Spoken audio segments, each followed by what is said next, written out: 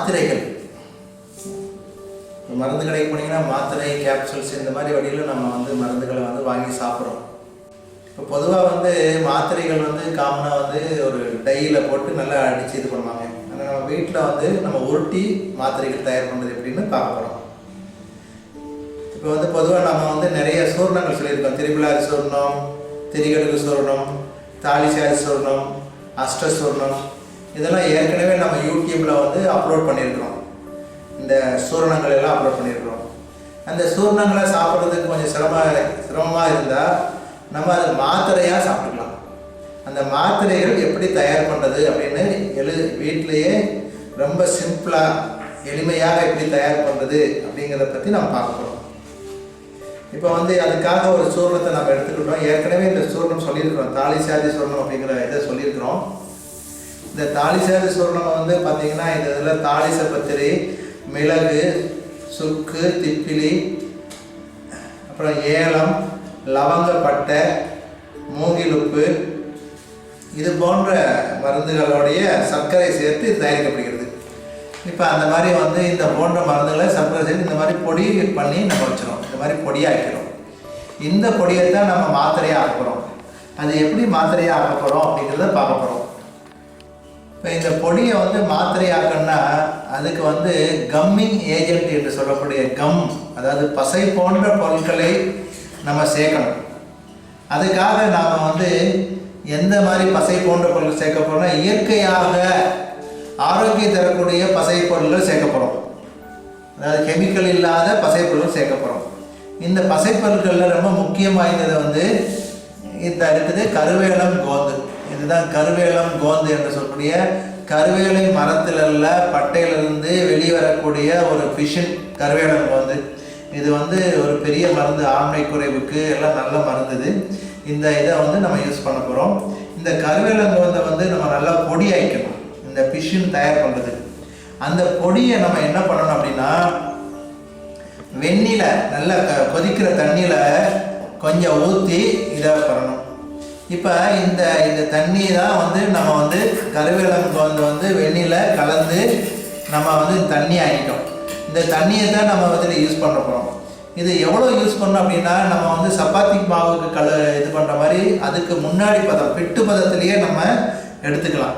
இப்போ அந்த மாதிரி ஒரு பதம் எடுத்துருக்கோம். நம்ம இந்த மாதிரி உருண்டையாக நம்ம ஆக்கிட்டோம். இந்த தாலிசாதி சூர்ணத்தை கருவேலம் கோந்து போட்டு கருவேலம் கோந்தை பொடியாக்கி அந்த பொடியை வெந்நில நல்லா கரைச்சி அந்த இதை இந்த பொடிக்கு 5%, ஒரு 5%, 100 கிராம் பொடினா ஒரு 5 கிராம் பொடியை 5 கிராம் இந்த தண்ணியை ஊற்றினா போதும். நீங்கள் ஊற்றும் போதே உங்களுக்கு தெரியும். இந்த அளவை பார்த்துட்டு தேவைக்கு நம்ம அளவை கூட்டி குறைச்சிக்கலாம். ஏன்னா ஒவ்வொரு சூர்ணத்துக்கு தகுந்த மாதிரி இந்த கருவேலம் கோந்தோடைய அளவு 5%, 2%, 10% வரைக்கும் தேவைப்படலாம். அது எவ்வளோ தேவைப்படுதோ நீங்கள் தண்ணியில் கரைச்சி தேவையான அளவு ஊட்டி இந்த மாதிரி பெரிய மாத்திரையாக இந்த மாதிரி பெருசாக ஒரு உருட்டி வச்சுக்கோங்க. இதில் இன்னும் கூட தேவைப்பட்டால் கருவேலம் கோந்து சேர்த்துக்கலாம். லைட்டாக கருவேலம் கோந்து இது பண்ணிவிட்டு நல்லா இது பண்ணலாம். இந்த உருண்டை நம்ம மாத்திரைக்கு குளிகையாக நம்ம உருட்டணும். இந்த இப்போ பார்த்தீங்கன்னா குளிகையாக உருட்டியாச்சு. இப்போ கருவேலம் தாலிசாதி சூர்ணத்தில் கருவேலம் கோந்து வெந்நில இது பண்ணி கரைச்சி அந்த தண்ணியை பிசின் தண்ணியை தேவையான சேர்த்து இந்த மாதிரி பெருசாக உருட்டிக்கிட்டோம். சப்பாத்தி மாவு உருட்டுற மாதிரி உருட்டிக்கிட்டோம். அதுலேருந்து சின்ன சின்ன துண்டாக இதை உருட்டிக்கிட்டோம். இதுதான் மாத்திரை.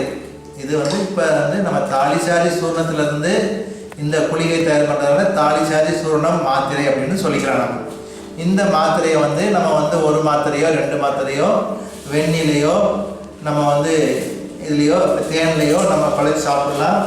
தேனில் இதை பொடி பண்ணி தேனில் குழச்சி சாப்பிடலாம். இல்லைன்னா டைரெக்டாக வாயில் போட்டு வெந்நி சாப்பிடலாம். இது இப்போ இந்த மாதிரி மாத்திரையை உருட்டிட்டிங்கன்னா உங்களுக்கு இவங்க எல்லாருமே சாப்பிட்றதுக்கு ஈஸியாக இருக்கும். எங்கேயாவது ஊருக்கு கொண்டு போகிறதுக்கோ செய்கிறதுக்கோ ரொம்ப ஈஸியாக இருக்கும். இந்த பதத்துக்கு, இந்த சைஸுக்கு நீங்கள் இந்த மாதிரி பதத்துக்கு எடுத்திங்கன்னா, மாத்திரை உருட்டுற பதத்துக்கு எடுத்து வச்சுட்டிங்கன்னா அதுலேருந்து மாத்திரை உருட்டலாம். இந்த மாத்திரை உருட்டுற அளவு எவ்வளோ இருக்கலாம்னா 500 மில்லிகிராம் உருட்டுனா நல்லது. ஏன்னா நம்ம நார்மலாக ஒரு டோஸ் 2 மாத்திரை சாப்பிட்டோம்னா 1 கிராம் உள்ள சாப்பிட்ற மாதிரி நம்ம எடுத்துக்கலாம். இந்த இது இந்த மாத்திரை அளவு இந்த சைஸுக்கு நீங்கள் உருட்டிக்கலாம். இந்த சைஸ் 500 மில்லிகிராம், அதாவது 1/2 கிராம் மாத்திரையாக உருட்டிக்கலாம். இதில் ஒரு வேளைக்கு நீங்கள் 2 3 சாப்பிட்டுக்கலாம். ஸோ இந்த மாத்திரையை வந்து நம்ம வந்து கடைகளில் வந்து வாங்குறத விட நாமளே இப்படி மாத்திரையை ஒட்டிக்கலாம். இது எந்த பொடியினாலும் நம்ம மாத்திரையாக மாற்றிக்கலாம். ஸோ மாத்திரை தயார் பண்ணுறது ரொம்ப ரொம்ப சுலபம். நீங்கள் வந்து சூரணங்களையோ தேவையான பொருட்களையோ இந்த கருவேல மிஷின் சேர்த்து நீங்கள் மாத்திரையாக ஒட்டிக்கொண்டு முழுமையாக ஆரோக்கியம் பெற வேண்டும் என்று கேட்டுக்கொள்கிறோம். மிக்க நன்றி.